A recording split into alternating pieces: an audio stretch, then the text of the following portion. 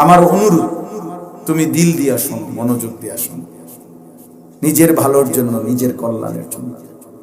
ইয়া আইয়ুহাল্লাযীনা আমানু আলাইকুম আনফুসাকুম, আল্লাহ তাআলা বলেন, হে ঈমানদারগণ, নিজেকে মজবুত ভাবে আঁকড়িয়ে ধরো।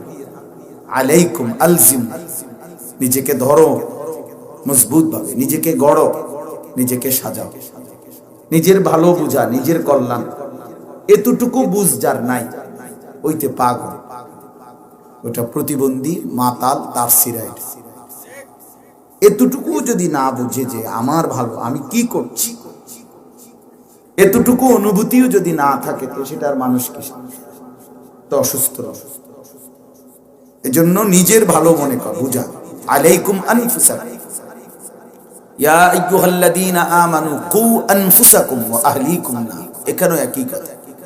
আল্লাহ তাআলা বলেন, হে ঈমানদারগণ, নিজেকে এবং পরিবারের সদস্যদেরকে জাহান্নামের আগুন থেকে বাঁচাও। তাহলে নিজেকে বাঁচাও, এই যে নিজের ফিকির করতে বলছে, নিজের ফিকির করতে গিয়েছে। অতএব কমপক্ষে আর যদি কিছু করতে না পারলাম, তো নিজের ফিকির করা, নিজের ভালো, নিজের কল্যাণ, নিজের দুনিয়া আখিরাতের সৌন্দর্য, এতটুকু ভাবনা যদি কারো না থাকে, তারা হারা থাকলো কি?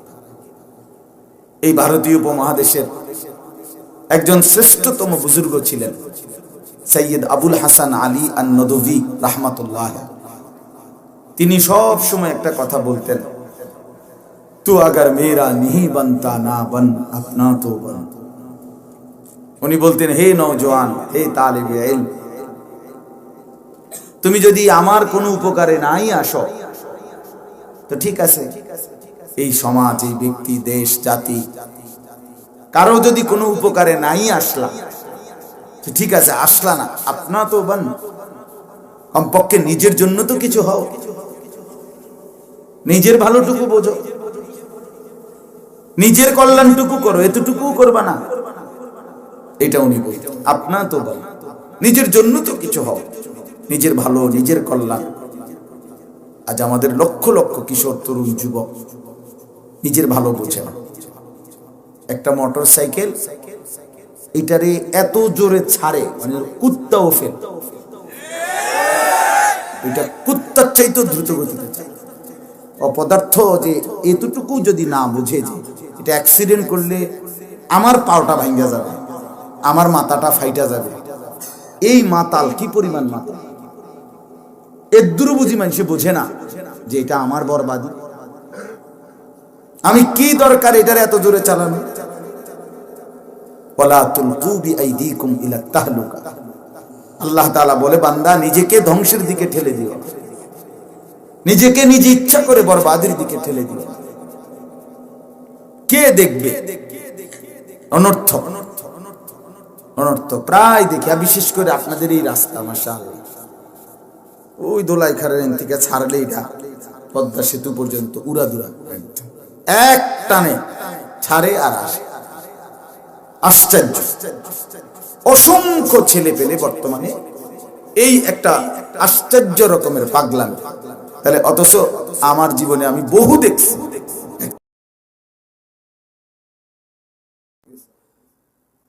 তাহলে আমার বলার উদ্দেশ্য হলো যে একটা ছেলে যদি এটা ভাবতো যে আমি যে সারাটা রাত মোবাইলে উলঙ্গ ছবি দেখলাম, নাচ গান দেখলাম, এর পরিণতি আমার গন্তব্য কোথায়?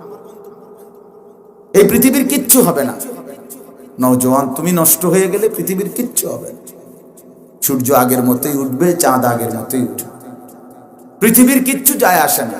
তুমি নষ্ট হয়ে গেল, তুমি বরবাদ হয়ে গেল, নিজের গন্তব্য হারায় ফেল, নিজের মঞ্জিল ভুলে গেল।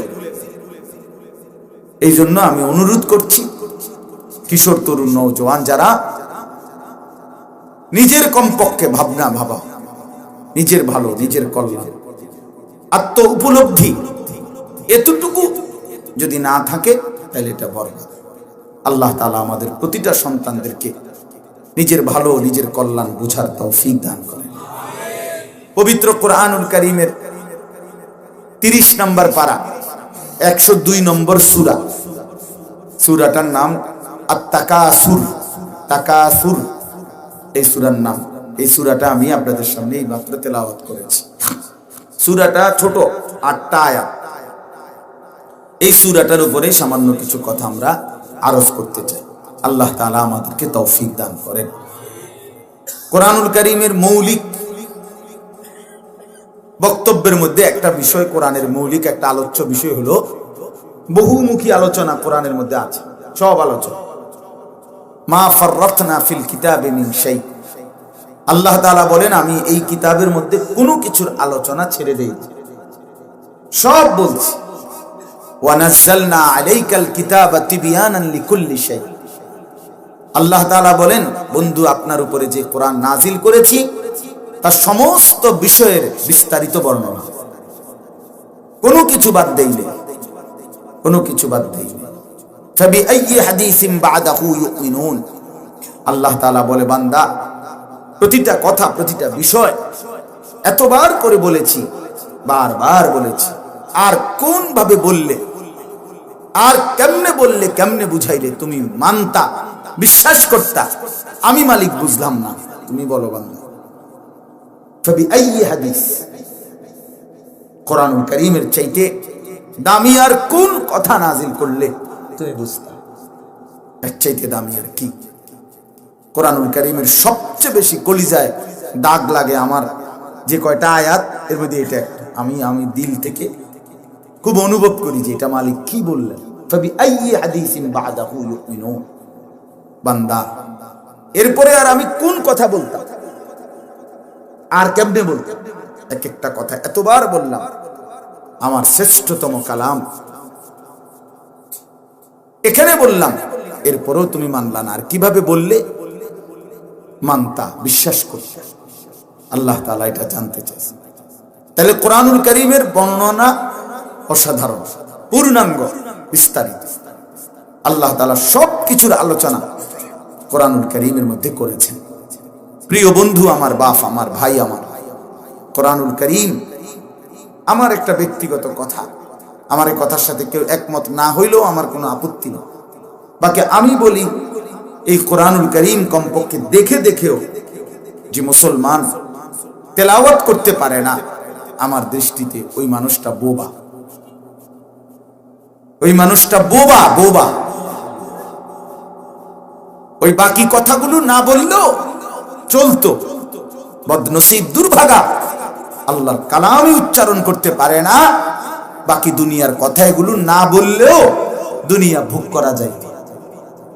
অসংখ্য বোবা মানুষ দুনিয়া ভোগ করে, বোবায় কথা বলে না, কিন্তু সে খানা, খাদ্য, আহার, নিদ্রা, পেশাব, পায়খানা, স্ত্রী, ছেলে মেয়ে সব তার আছে, আছে না? কথা বলেন না?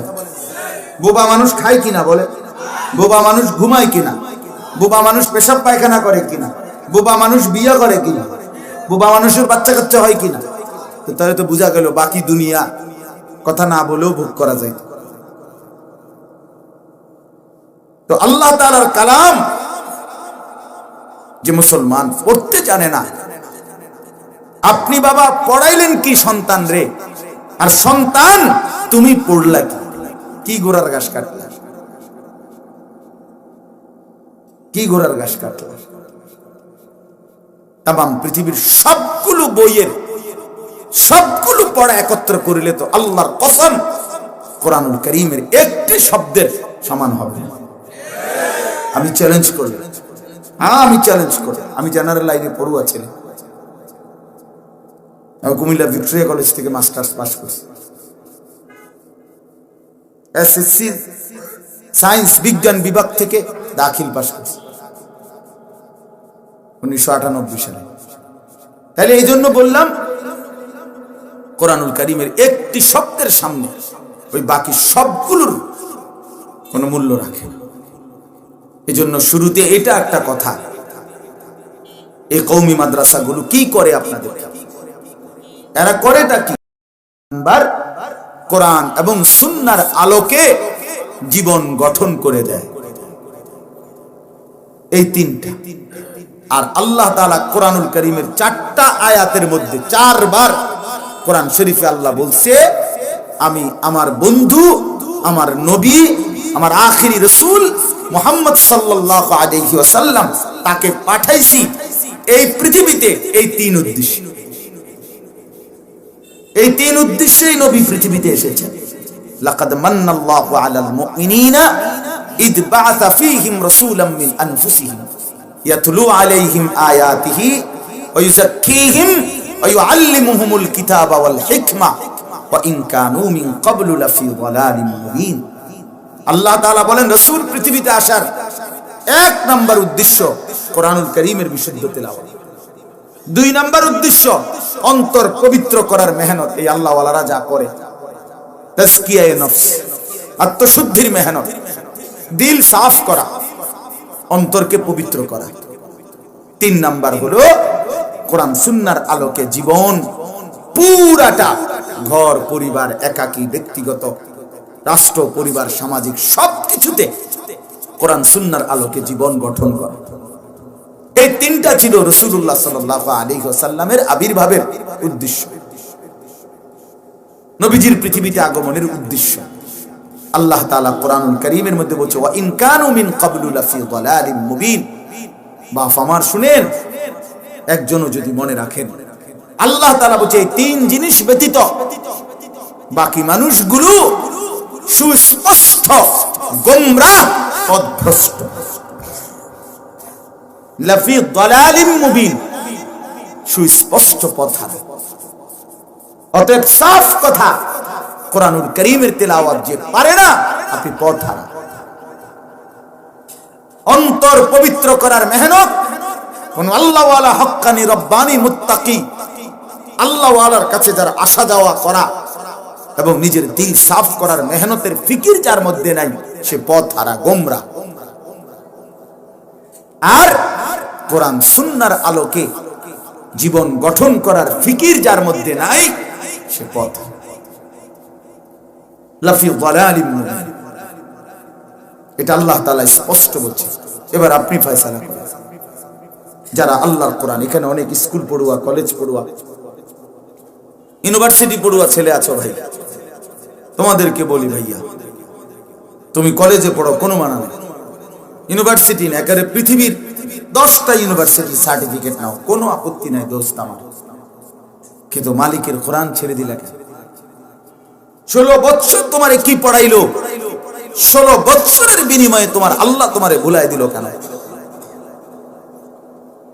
এতগুলো পড়া, বাংলা, অঙ্ক, ইংরেজি, পদার্থ, জীববিজ্ঞান, রসায়ন বিজ্ঞান, উচ্চতর গণিত, তথ্য যোগাযোগ প্রযুক্তি, এত এত এত বিষয়, এত বিষয়।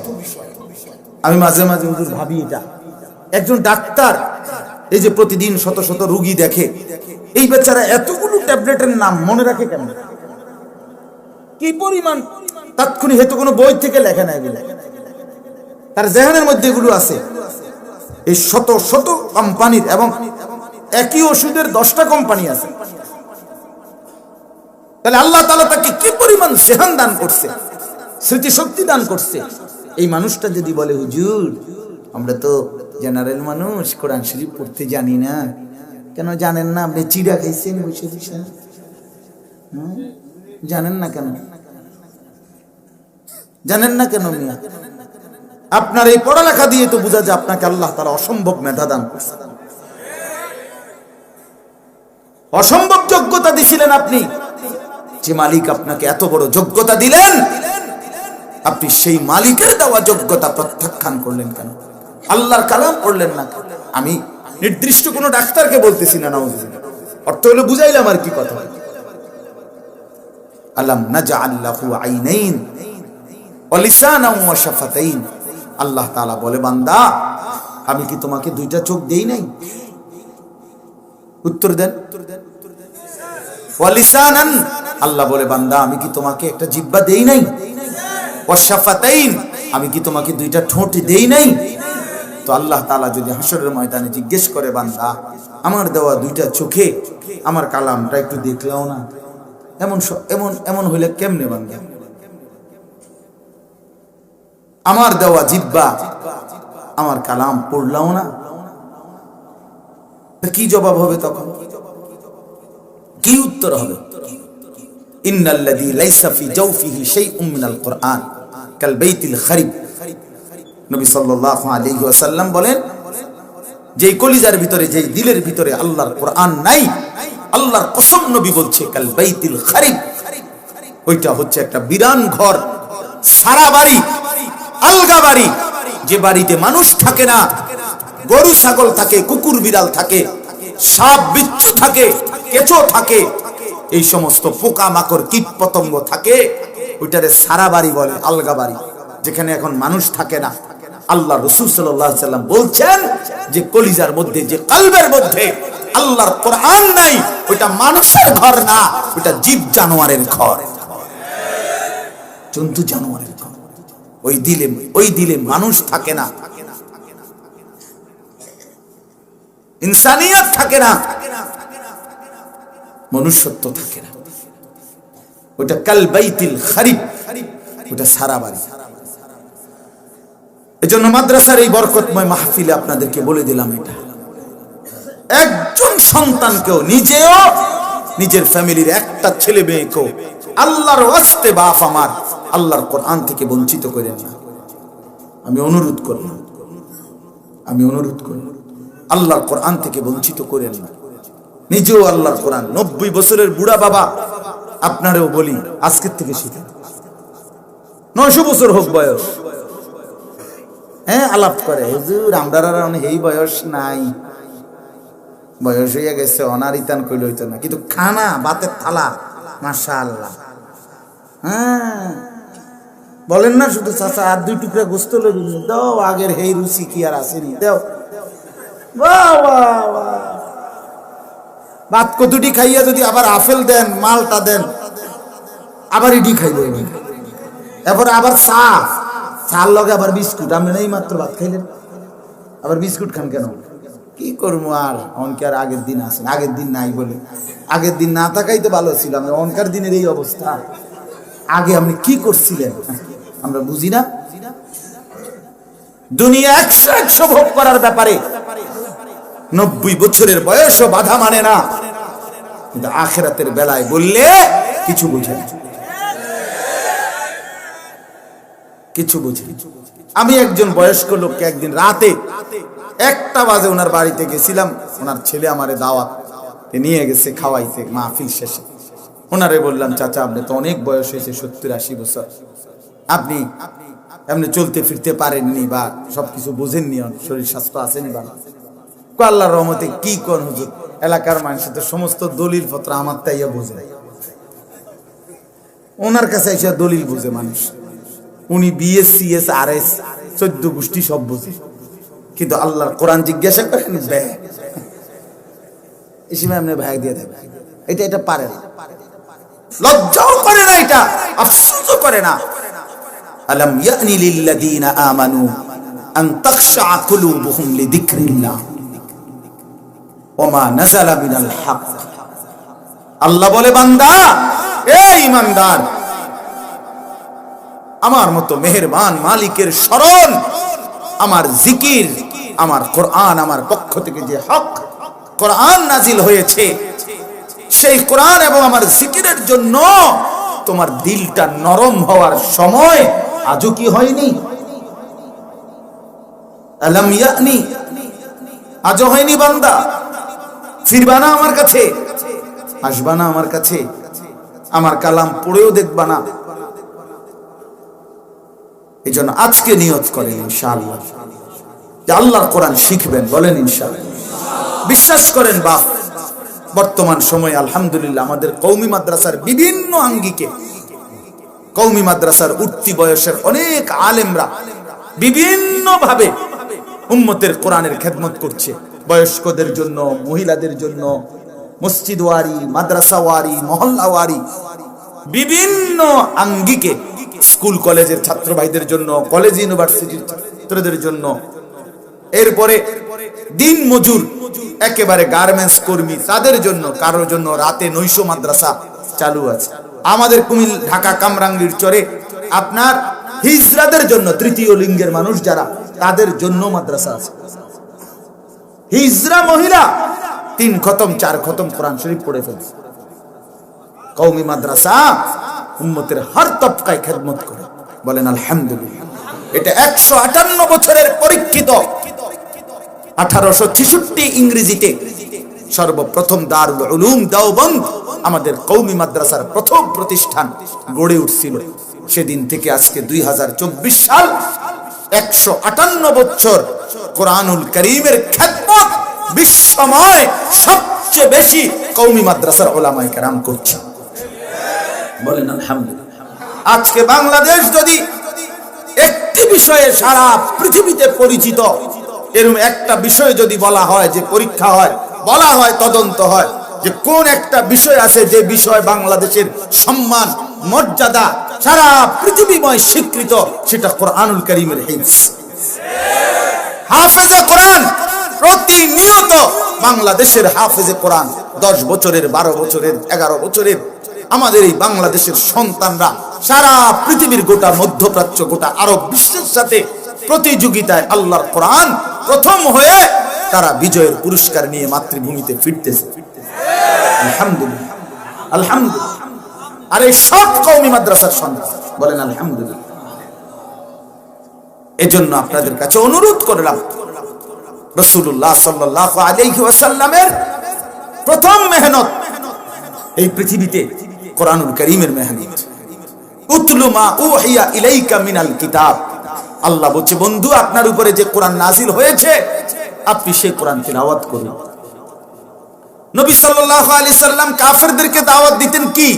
এ আমার মতো এসব বাংলা ওয়াজ করতেন? হ্যাঁ, না না। প্রত্যেকটা বেঈমানের কাছে, কাফের মুশরিকদের কাছে নবীর দাওয়াতের প্রথম কথাই ছিল আল্লাহর কোরআন তিলাওয়াত। আল্লাহর কোরআন তিলাওয়াত। কোরআন শরীফের একটা আয়াত আছে সূরা নাহলের মধ্যে, ইন্নাল্লাহা ইয়া'মুরু বিল আদলি ওয়াল ইহসান ওয়া ইতা'i যিল কুরবা ওয়া ইয়ানহা আনিল ফাহশাই ওয়াল মুনকারি ওয়াল বাগি ইয়া'iযুকুম লাআল্লাকুম তাযাক্কারুন। ওই জুমার নামাজের দিন ইমাম সাহেবরা দ্বিতীয় খুতবার লাস্টে দেখবেন, যারা মনোযোগ দিয়ে শুনলে বুঝবেন, ওনারা এই আয়াতটা পড়েই শেষ করে খুতবা। ইবাদাল্লাহ রাহিমাকুমুল্লাহ ইন্নাল্লাহা ইয়া'মুরু বিল আদলি ওয়াল ইহসান, এই আয়াতটা পড়ে হুজুররা সব খতিব অধিকাংশই পড়ে এটা। এই একটি আয়াত রাসূলুল্লাহ সাল্লাল্লাহু আলাইহি সাল্লাম যতজন কাফেরের সামনে তেলাওয়াত করছে সব ঘাড় নোয়া কালেমা পড়ে মুসলমান হয়ে গেছে। এই জন্য আমি অনুরোধ করছি আল্লাহর কোরআন শিখবেন। বলেন ইনশাআল্লাহ। রাসূলুল্লাহ সাল্লাল্লাহু আলাইহি ওয়াসাল্লাম কি ভালোবাসার যদি দাবিদার যারা রাসূল সাল্লাল্লাহু আলাইহি ওয়াসাল্লামকে ভালোবাসে, তাদের যদি প্রথম দাবির সত্যায়ন, এই দাবির প্রথম প্রমাণ মিলবে কোরআনুল কারীমের বিশুদ্ধ তেলাওয়াতের মাধ্যমে। কারণ রাসূলুল্লাহ সাল্লাল্লাহু আলাইহি ওয়াসাল্লামের আপনার প্রথম মেহনতই ছিল, আল্লাহ কোরআনে বলছে, কোরআনুল কারীমের তিলাওয়াত। নবী কোন দিন পৃথিবীবাসী জানলো কোন দিন তিনি যে আল্লাহর নবী, তিনি যে আল্লাহর রাসূল, তিনি যে সারা পৃথিবীর জন্য রাসূল, এই সব কিছু মর্যাদা পরিচয় পৃথিবীবাসী জানলো কোন দিন? কোরআনুল কারীম নাজিল শুরু হয়েছে যেদিন। কথা বোঝেন নাই? 40 বছর বয়সে গারে হেরার মধ্যে যখন আল্লাহর কোরআন নাজিল শুরু হলো জিবরাইলের মাধ্যমে আল্লাহর পক্ষ থেকে, সেদিন থেকেই তো পৃথিবী জানলো ইনি আল্লাহর রাসূল, ইনি আল্লাহর নবী, ইনি আখেরি পয়গম্বর। সেদিন থেকে তাহলে কোরআনুল কারীমের নাজিলের মাধ্যমে আল্লাহ তাআলা তার পবিত্র রাসূলের পরিচয় পর্ব পৃথিবীবাসীর সামনে উপস্থাপন করলেন। সেই কোরআনুল কারীম যে পড়তে পারে না, আরে বাপ, আপনি রাসূলুল্লাহ সাল্লাল্লাহু আলাইহি সাল্লামের সামনে হাশরের ময়দানে কেমনে দাঁড়াইবেন মিয়া? কিভাবে দাঁড়াবেন? বলে কিভাবে দাঁড়াবেন? আমরা তো এই জন্য আলহামদুলিল্লাহ আমরা পূর্ণ দায়িত্বের সাথে এটা বুঝাইতে চাই। অসংখ্য অগণিত আলহামদুলিল্লাহ যুগ যুগ ধরে প্রকাশ্য খোলা ময়দানে যদি এটা পরীক্ষা হয় যে কওমি মাদ্রাসার উলামায়ে কেরাম তালেবে ইলম আল্লাহর কোরআনের বিশুদ্ধতা কি পরিমাণ, আর যারা রাসূলুল্লাহ সাল্লাল্লাহু আলাইহি সাল্লামের ভালোবাসার দাবি নিয়ে নিজেদেরকে ওই বিদআতরা তারা কোরআন শরীফ তেলাওয়াতের শুদ্ধতার পরিচয় কতটুকু, এটা যদি প্রমাণ হয়, নিঃসন্দেহে উলামায়ে দেওবন্দ কওমি মাদ্রাসা 100 গুণ আগায়া জিতে যাবে ইনশাআল্লাহ। কোনো সন্দেহ নাই। প্রমাণ হবে ওইখানেই। আল্লাহর কোরআন তেলাওয়াত শুনলেই বোঝা যায়, আন্দাজ হয়ে যায়। এই জন্য আলহামদুলিল্লাহ আপনাদের কাছে অনুরোধ, নিজের ছেলে নিজের মেয়েকে আল্লাহর কোরআন থেকে বঞ্চিত করবেন না। বলেন ইনশাআল্লাহ, বলেন ইনশাআল্লাহ। সবাই বলছেন কিনা বলেন? নওজোয়ান ভাই তোমরাও বলো ভাই ইনশাআল্লাহ। তুমি শিখো ভাইয়া, আমি তোমারে বলি না আমার স্কুল বাদ দাও, তুমি তোমার জায়গায় পড়ো, একটা সময় বাহির করো, 2টা ঘন্টা টাইম বাহির করো, সপ্তাহে একদিন পড়ো, 3 দিনে একদিন পড়ো, 20টা মিনিট সময় দাও, আধা ঘন্টা সময় দাও। বন্ধু, মনি মুক্তা হীরা জহরত, এত দামি কোরআন, এত দামি জ্ঞান, এখান থেকেই বঞ্চিত হইলেন। বাকিগুলোর মধ্যে তো মিশ্রিত জ্ঞান, বাকি সমস্ত বইয়ের মধ্যে মিশ্রিত জ্ঞান মানে হলো সত্য মিথ্যা, ভালো মন্দ, দরকারি বেদরকারি, উভয় মিশ্রিত জ্ঞান হলো বাকি সব। বুঝছেন এই কথাটা? বাংলা বইয়ে দরকারি কথাও আছে, বেদরকারি কথাও আছে। কোরআনুল কারীমে একটি অক্ষর বেদরকারি নেই, কিন্তু বাংলা বই আছে। হাট্টিমা টিম টিম, তারা মাঠে পারে ডিম, তাদের খাড়া দুটো শিং। এই হাট্টিমা টিম নামে আল্লাহর সৃষ্টির মধ্যে 18,000 না 36,000 মাখলুকাতের মধ্যে কিচ্ছু নেই, 14 গোষ্ঠীর মধ্যেও নাই 18। হাট্টিমা টিম কি? হাট্টিমা টিম বলতে কিছু নাই পৃথিবী, একেবারে চাঁদের দেশেও নাই, মঙ্গল গ্রহেও নাই, আফ্রিকার জঙ্গলেও কোনো প্রাণী নাই। আমি অনেক গবেষণা করে দেখছি হাট্টিমা টিম কি।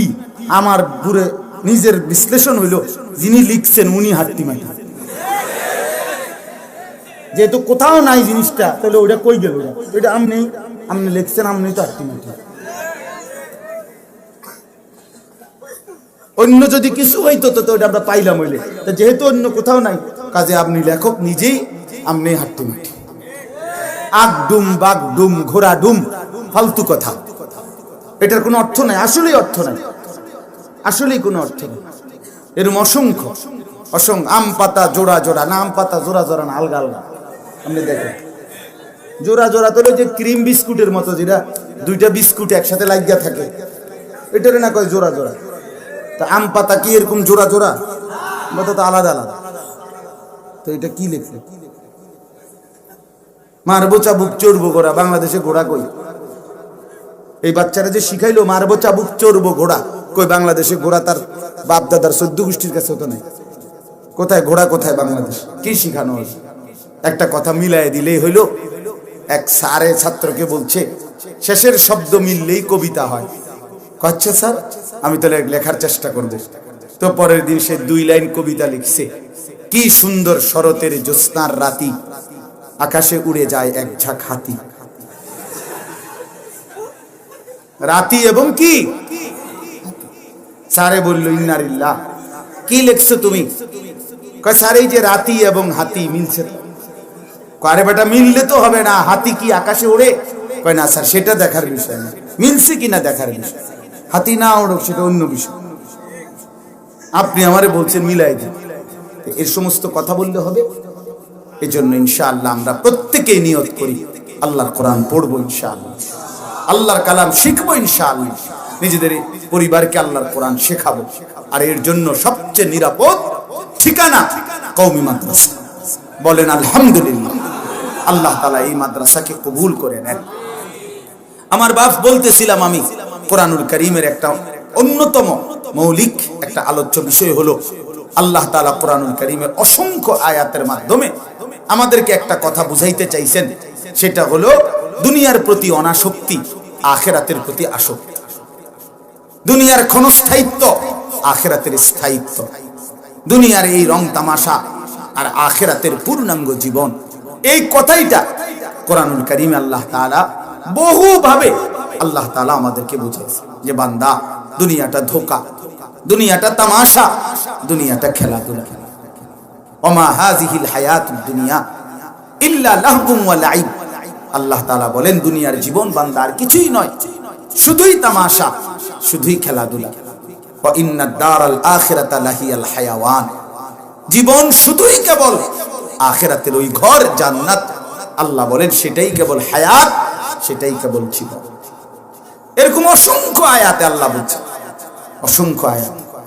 আল্লাহ তাআলা বলেন ইয়ালামুনা যাহিরাম মিনাল হায়াতিদ দুনিয়া ওয়া হুম আনিল আখিরাতি হুম গাফিলুন।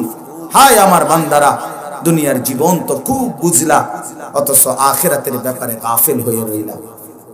আল্লাহ তাআলা বলেন ইকতারাবা লিন-নাসি হিসাবুহুম ওয়া হুম ফি গাফলাতিন মুরিদুন। বান্দা, হিসাবের সময় তো একদম কাছায় গেল, অথচ আজও তো আমি আল্লাহ থেকে বিমুখ হয়ে গাফিল হয়ে রইলা দুনিয়া। এইভাবে আল্লাহ তাআলা বারবার কোরআনুল কারীমে বলছেন ওমাল হায়াতুদ দুনিয়া ইল্লা মাতাউল গুরুর। বান্দা, দুনিয়ার জীবন আর কিছুই নয়, শুধুই ধোঁকা। শুধুই কি বলেন? আল্লাহ বলেন ফামা মাতাউল হায়াতিদ দুনিয়া ফিল আখিরাতি ইল্লা কালিল। বান্দা শোনো, আখিরাতের তুলনায় দুনিয়ার জীবন একেবারেই সামান্য, কালিল, সামান্য। আল্লাহ নবী সাল্লাল্লাহু আলাইহি ওয়াসাল্লাম বুঝাইছেন যে একটি সাগরের পানিতে কেউ যদি নিজের আঙ্গুলটা চুবায়, তাহলে বলেন তো এই আঙ্গুলের অগ্রভাগে যেটুকু পানি লাগছে সাগরের, এতে করে সাগরের ঢেউ তো বন্ধ হয়ে যাবে না? কি বলেন? জাহাজ, লঞ্চ, স্টিমার কি বন্ধ হয়ে যাবে এইটুকু পানিতে? আল্লাহ নবী সাল্লাল্লাহু আলাইহি ওয়াসাল্লাম বলেন এই আঙ্গুলের অগ্রভাগে যেটুকু পানি লাগছে এটা হলো দুনিয়া, আর বাকি সাগরের এই অথই পানি এটা আখিরাত। এবার বলো ব্যবধান আখিরাত আর দুনিয়ার মাঝে কি পরিমাণ? কোরআনুল কারীমের মধ্যে আল্লাহ তাআলা বলছেন ওয়ালামু আন্নামাল হায়াতুদ দুনিয়া লাইবুন ওয়া লাহবুন ওয়া যিনা ওয়া তাফাখুরুম বাইনাকুম ওয়া তাকাসুরুন ফিল আমওয়ালি ওয়াল আওলাদ। হায় বান্দা, দুনিয়ার জীবন খেলাধুলা, তামাশা, কিছুক্ষণের সাজগোজ, পাউডার, ফেয়ার এন্ড লাভলি ইত্যাদি, কিছুক্ষণের পরস্পরের গর্ব, অহংকার, বড়াই, আর সম্পদ এবং সন্তানের হিসাবপত্র, ছেলে কয়জন, মেয়ে কয়জন, টাকা কয়টা, বাড়ি কয়টা, গাড়ি কয়টা, রুম কয়টা, বাথরুম কয়টা, দরজা কয়টা, জানালা কয়টা, খাট কয়টা, সোফা কয়টা, আলমারি কয়টা, ফার্নিচার কয়টা, এগুলোর হিসাবপত্র। আল্লাহ তাআলা বলেন বান্দা, এই খামখেয়ালিতে যাদের জীবন চলে গেল তারা মনে রেখো অফিল আখিরাতে আযাবুন শাদীদ, তোমাদের জন্য অপেক্ষা করছে আখিরাতে অত্যন্ত ভয়ানক শাস্তি। তাহলে এরকম বারবার আল্লাহ তাআলা আমাদেরকে একটা কথা বুঝাইতে চাইছেন। আজকে যদি আমি বুঝতাম, আজকে যদি আমাদের বয়স্ক বাবা আপনারা বুঝতেন, আমাদের এই কিশোর তরুণ নওজোয়ান বুঝতেন যে দুনিয়া একেবারেই সামান্য, এখানের হাসিও সামান্য, কান্নাও সামান্য, এখানে আমরা চলেই যাব ভাইয়া, মরেই যাব ভাই আমার। হাসলেও মরে যাবেন, কাঁদলেও মরে যাবেন, সুখে থাকলেও মরে যাবেন, দুঃখে থাকলেও মরে যাবেন। রাজপ্রাসাদ আর অট্টালিকাতে যে লোকটা সেও মরে যাবে, জীর্ণ কুঠির কুড়ে ঘরে যে সেও মরে যাবে, জীবনে যে কোনোদিন দুঃখ দেখে নাই সেও মরে যাবে, জীবনে যে কোনোদিন সুখ দেখে নাই সেও মরে যাবে। এক অনিবার্য বাস্তবতার নাম মৃত্যু, এক চিরন্তন বাস্তবতার নাম মৃত্যু। সেই মৃত্যুকে যদি মনে না পড়ে, কবরকে যদি মনে না পড়ে, আমার বাপ তো মুসলমানের জিন্দেগির সার্থকতা। আজ আমরা দুনিয়া এই পরিমাণ বুঝা বুঝছি, বয়স্ক বলেন আর জওয়ান বলেন, নারী বলেন আর পুরুষ বলেন, আমাদের কলিজার পুরাটা দুনিয়ার আসক্তি, দুনিয়ার আসক্তি। বয়স্ক বাবারে জিজ্ঞাসা করেন, 60 বছর 70 বছর দুনিয়া মিলছে মোটামুটি খুশি, দুনিয়া মিলে নাই অখুশি, হিসাব শুধু দুনিয়া নিয়ে। আমার একজন একবার বলছে, আমি বলে চাচা কি অবস্থা আল্লাহর রহমতে আপনি? আল্লাহর রহমতে হুজুর আপনাদের দোয়া, তারা 3 জন বিদেশ, ছেলে 3 জন, 4টা মাইয়া বিয়া দিছি হুজুর, বাড়িতে একটা বিল্ডিং করছি, 4টা রুম, ভিতরে 2টা বাথরুম, বাথরুমটি শুদ্ধ টাইলস। আল্লাহু আকবার, আল্লাহ। আমি বললাম চাচা আপনার কপাল, আপনার পূর্বপুরুষের অনেক বড় দোয়া পাইছেন আপনি ভিতরে বাথরুমটি উদ্দা টাইলস, এত বড় সৌভাগ্য যে আপনি এখন টাইলসে মতেন, পেশাব করেন। আল্লাহু আকবার, আপনার পূর্বপুরুষ মাটিতে পেশাব করছে, আপনি এখন ঘরে পেশাব করেন। খালাস, উনি তৃপ্ত, হিসাব বুঝাই দিল। অসংখ্য মুসলমানের জিন্দেগি দেখেন, দুনিয়া মিলছে এটাই হিসাব। ছেলে বিদেশ, মেয়ে বিয়ে দিছে, বাড়িতে বিল্ডিং করছে, রাস্তার পাশে জায়গা কিনছে, ব্যাংকে কিছু টাকা জমছে, খাইয়া পয়রা ভালো আছে, এই শেষ। এখন কি করেন চাচা? এখন চা দোকান। হায়াতের এই শেষ টাইমটা চা দোকানে আড্ডা দিতেছে, এই পান বিড়ি বন সিগারেট, টেলিভিশন, নাটক, সিনেমা, পরস্পরের গল্প স্বল্প, খালাস। তো আখিরাত কোথায়? কবর কোথায় বাপ? পরকাল কোথায়? আপনার কবর কে সাজাবে? আপনার আখিরাত কে সাজাবে? আমি প্রায় বলি অনেক সময় যে এই পিঠ তো আপনি খুব সুন্দর সাজাইলেন, 4 কালারের, এই পিঠ দিয়ে একদম খালি। তো আল্লাহ তাআলা জানতে চাইছে, বান্দা মাটির উপরে তোমার যে ঘর, সেই ঘর তো বড় চমৎকার করে সাজাইলা, খাট পালং সোফা ফার্নিচার দিয়ে একেবারে 4 কালার করে, কিন্তু মাটির নিচেও তো তোমার একটা ঘর আছে বান্দা, সেই ঘরের নাম তো হচ্ছে কবর। তো সেইটার জন্য এরকম খালি, সেই ঘরের জন্য সামান কোথায়? সেই ঘরের সামান কোথায় বলে? আজকে কিশোর তরুণ যুবক ছেলেগুলো দেখেন আপনারা, মুসলমানের ঘরে বাপ আমার মুসলমানের ঘরে ঘুমায়, 16 বছরের ছেলে, 14 বছরের ছেলে, 18 বছরের ছেলে মেয়ে। খোদার 365 দিনের একটা বছরে কোনদিন মুসলমানের মা বাপ জীবিত, কিন্তু কোনদিন ফজরের নামাজ পড়ে না। 365 দিনের একটা বছরে কোনদিন ফজরের নামাজ পড়ে না, এমন জানোয়ার মুসলমানের ঘরে কেমনে ঘুমায়?